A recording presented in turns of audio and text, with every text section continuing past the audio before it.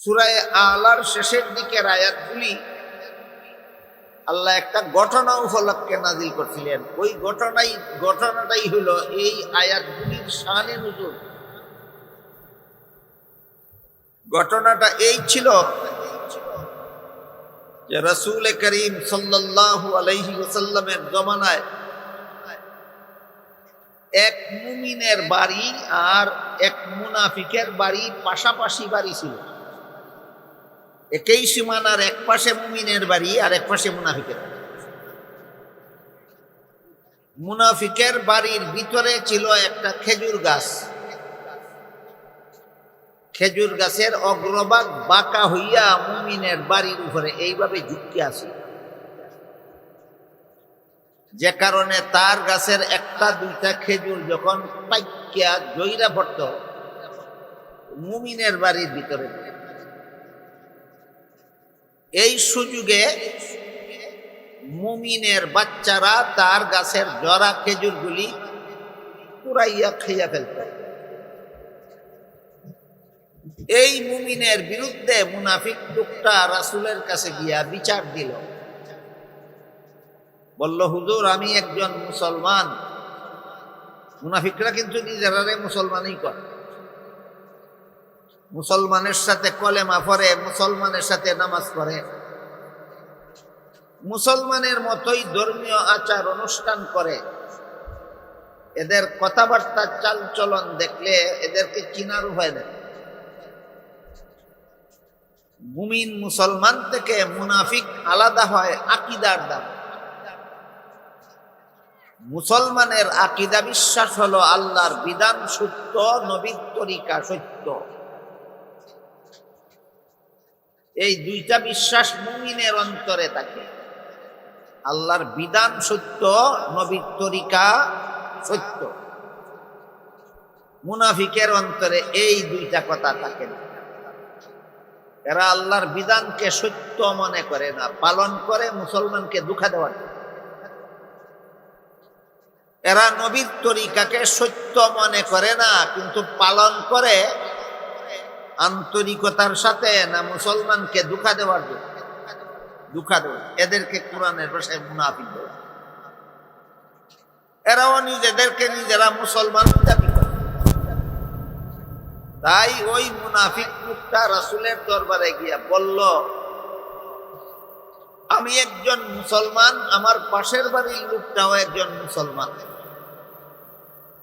আমার বাড়ির খেজুর গাছ তার বাড়ির উপরে ঝুঁকিয়া রইছে।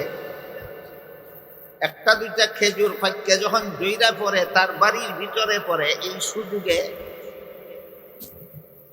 তার বাচ্চারা আমার গাছের জরা খেজুরগুলি কুড়াইয়া খাইয়া ফেলে। আমি আপনার কাছে বিচার চাই।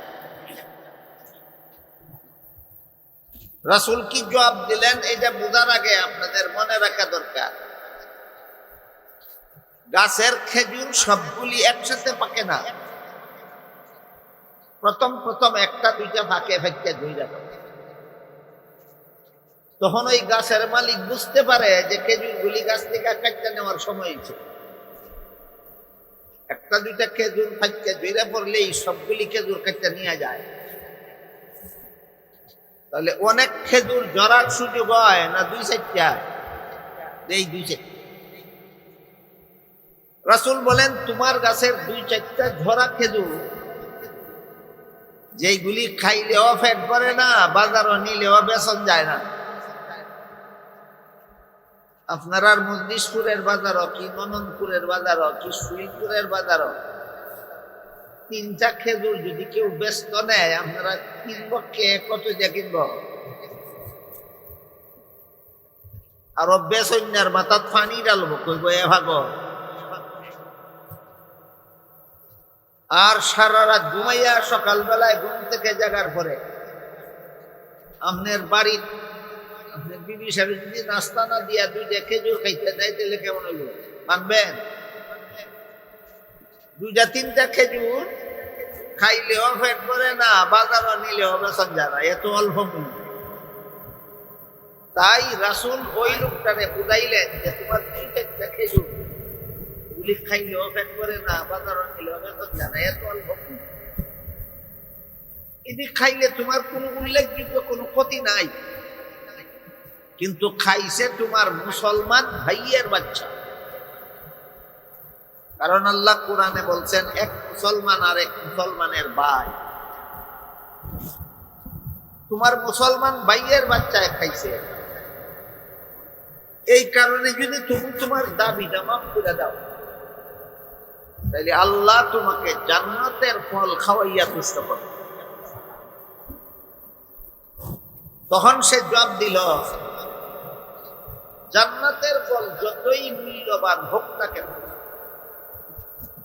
সেটা হয়েছে আখিরাতের জন্য, বাকি দুনিয়ার জীবনে নগদ পাওয়া যাবে না।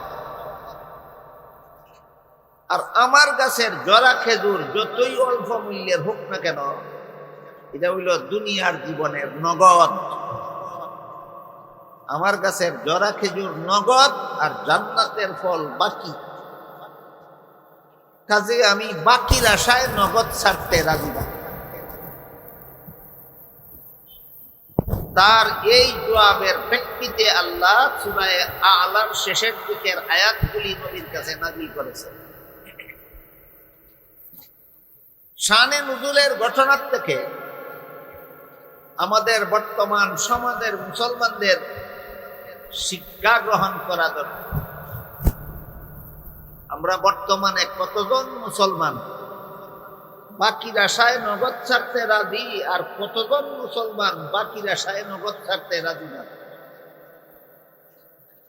ধরেন একজন মুসলমান বাজারও দোকানদারি করে, আজানের সময় দোকান বন্ধ করে 10 মিনিট 15 মিনিটের জন্য নামাজে গেলে 15 মিনিটের বেচা কিনা বন্ধ থাকে, নগদ গেল। নামাজ পড়লে জান্নাত পাইব বাকি। বুঝেননি কথা?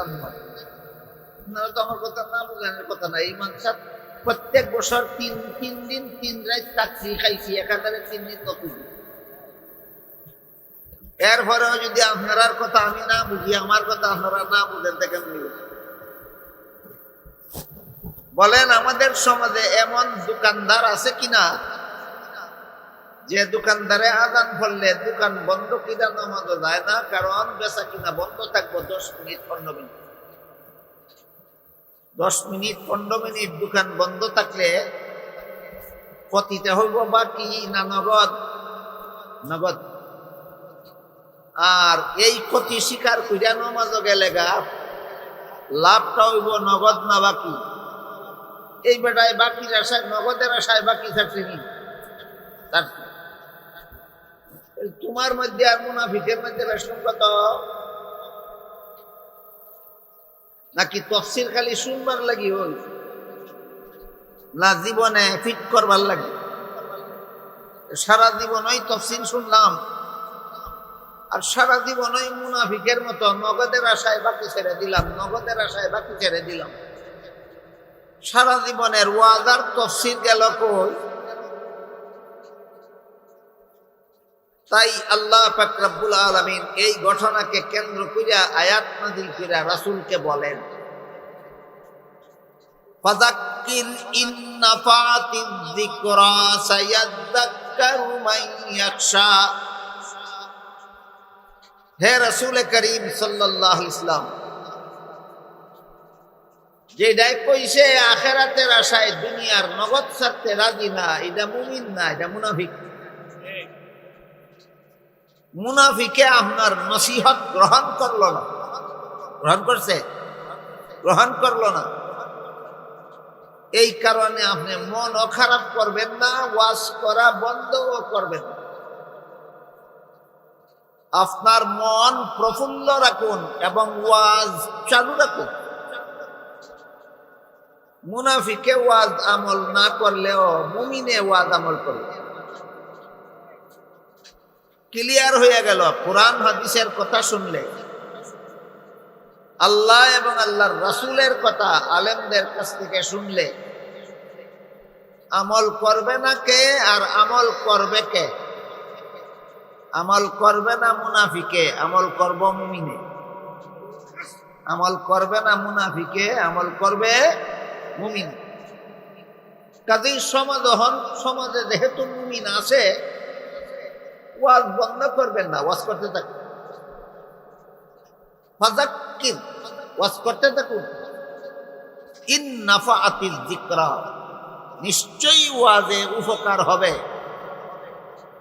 তবে কার উপকার হবে, ওয়াজে কার উপকার হবে আর কার উপকার হবে না, এটা পরিষ্কার ভাবে আল্লাহ বলে দিয়েছেন, সায়াযাক্কারু মান ইয়াখশা।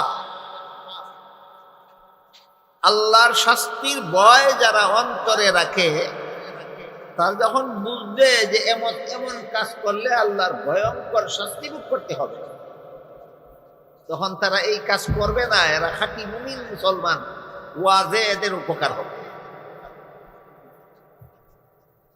যাদের অন্তরে ঈমান আছে, যাদের অন্তরে আল্লাহর শাস্তির ভয় আছে, এরা যখন বুঝবে অমুক গুনার তমুক শাস্তি, অমুক গুনার তমুক শাস্তি, এই কথাটা মানুষকে বুঝাইয়া দেওয়ার নাম ওই ওয়াজ। কোন গুনার কাজ করলে কি শাস্তি হবে আল্লাহর দরবারে, আর কোন সওয়াবের কাজ করলে পুরস্কার পাওয়া যাবে আল্লাহর দরবারে, এই দুইটা জিনিস মানুষকে বুঝাইয়া দেওয়ার নাম ওয়াজ।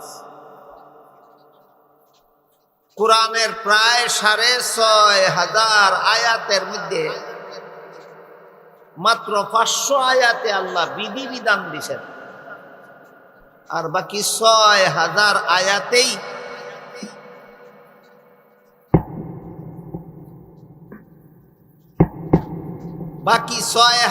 আয়াতেই শুধু ওয়াজ। ৫০০ আয়াতে বিধান, ৬০০০ আয়াতে ওয়াজ। বলেন বিধানের আয়াত বেশি না ওয়াজের আয়াত বেশি? ওয়াজের আয়াত বেশি। তার কারণ হইল মানুষের এটা নেচার, মানুষের একটা জন্মগত স্বভাব আছে, বিধান শুনলেই বিধান পালন করে না। যতক্ষণ পর্যন্ত আমল করার পুরস্কার আর লঙ্ঘন করার শাস্তির কথাটা তার অন্তরে বুঝে না আসে। যেমন ধরেন ৫ বেলা নামাজ পড়া আল্লাহর বিধান মতো ফরজ। কোন মুসলমানে না জানে ৫ বেলার নামাজ ফরজ, ৫ বেলার নামাজ ফরজ? কিন্তু বেশিরভাগ মুসলমানে আমাদের সমাজের ৫ বেলার ফরজ নামাজ পড়ে না। কেন? পড়লে কি পুরস্কার পাইব আর না পড়লে কি শাস্তি ভোগ করতেইব, তার অন্তরে সেই কথা নাই, বুঝলা লাইছে। এই কারণে জানে নামাজ ফরজ কিন্তু পড়ে না, জানে নামাজ ফরজ কিন্তু পড়ে না। কেন? নামাজ পড়ার সুফলের কথা জানে না, নামাজের না পড়ার শাস্তির কথা জানে না। এই জন্য ওয়াজের মধ্যে শুধু নামাজ ফরজ নামাজ ফরজ নামাজ ফরজ কইলে ৭০-৮০ জন মুসলমানে নামাজ ততক্ষণ পর্যন্ত পড়বে না যতক্ষণ পর্যন্ত বুঝবে না যে নামাজ পড়লে আমি পাবো কি, আর নামাজ না পড়লে আমার সাজাটা হবে কি। এইটা বুঝাইয়া দেওয়ার নাম হইল ওয়াজ।